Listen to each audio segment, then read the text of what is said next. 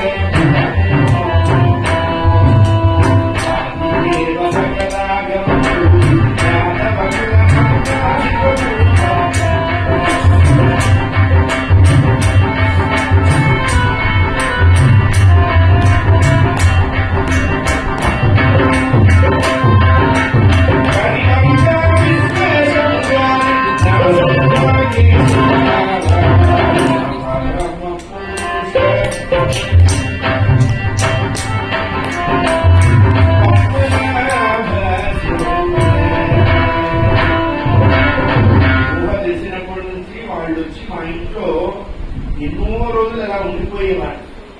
ఊరికే ఉండేవాడు కాదు, ఎప్పుడు ఏదో భాగవత ప్రసంగం చేసేవాళ్ళు.